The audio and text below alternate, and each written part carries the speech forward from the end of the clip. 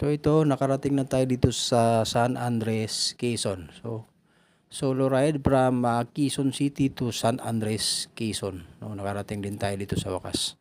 So umalis ako ng madaling araw, dumating ako dito mga alas 11 na rin. No? So 8 oras, mahigit ang biyahe.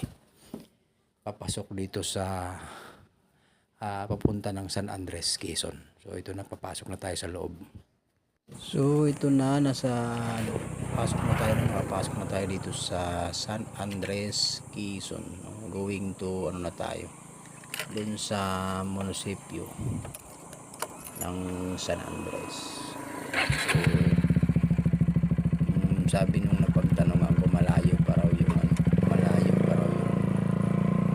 munisipyo ng San Andres. Isang oras pa yung biyahe papasok dun sa munisipyo ng San Andres.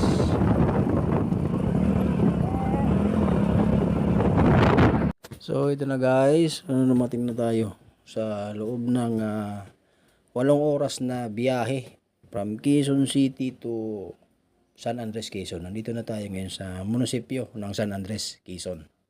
So ito na guys, nandito na tayo, no.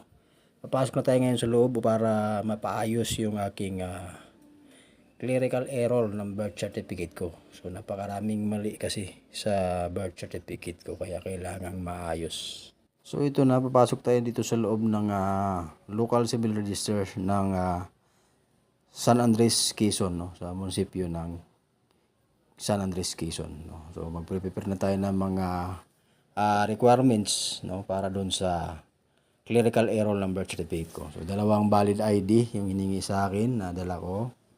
No, ayan, Pag-ibig tsaka sa SSS. Then yung marriage certificate ko nung dati kong asawa. Tapos yung death certificate ni nanay ko. At pagkatapos yung marriage certificate nila, nanay ko at saka tatay ko. And then pagkatapos yung birth certificate ng ate ko. Then at yung last is yung birth certificate ko na mali-mali. So yun lang yung pin-repair ko at pinasa ko sa kanila para maayos yung clerical error. No, yung mga mali-mali na spelling, no, sa middle name at saka pangalan ko.